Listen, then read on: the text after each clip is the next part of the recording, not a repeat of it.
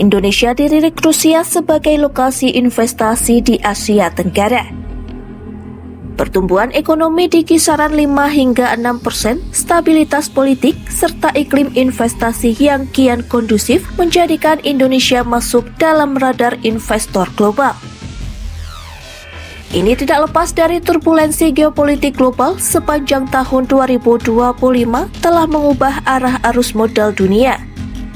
Perang Rusia dan Ukraina yang tak kunjung usai mendorong banyak perusahaan Rusia mencari basis produksi baru yang lebih aman dan stabil. Dalam kondisi tersebut, Indonesia muncul sebagai salah satu tujuan utama. Tak sekedar wacana, perusahaan-perusahaan dari Rusia mulai menempati kawasan industri strategis dari Jawa hingga luar Jawa. Mereka tidak hanya memindahkan modal, tetapi juga membawa teknologi manufaktur canggih. Aliran modal terbesar diprediksi mengalir ke sektor industri dan pergudangan.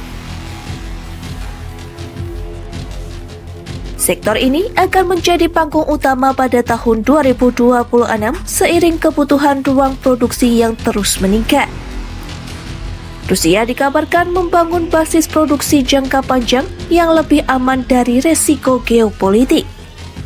Senior Research Advisor Knight Frank Indonesia Syarifah Saukat menyebut optimisme pemerintah melalui insentif investasi telah ditangkap positif oleh pasar global.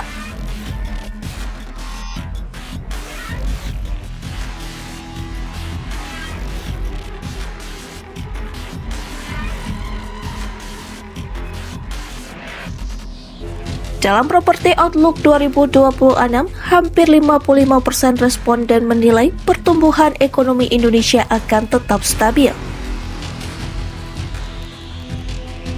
Menurut Syarifah, kondisi ini bukanlah spekulasi, melainkan respon atas kebutuhan real industri global yang berpindah ke lokasi lebih aman dan produktif. Meski demikian, tantangan tetap membayangi.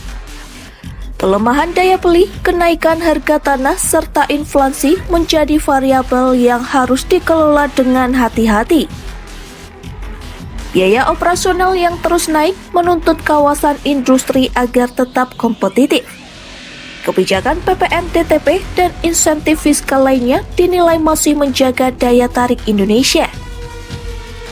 Pada akhirnya, eksodus industri Rusia ke Indonesia menandai babak baru investasi nasional. Indonesia tidak lagi sekedar pasar konsumsi, melainkan hub manufaktur global yang strategis.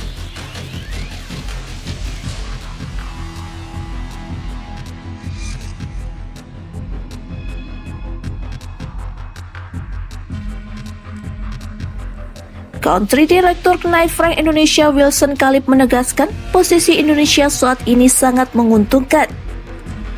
Tantangan ke depan adalah memperkuat infrastruktur dan konektivitas agar momentum ini terus berlanjut.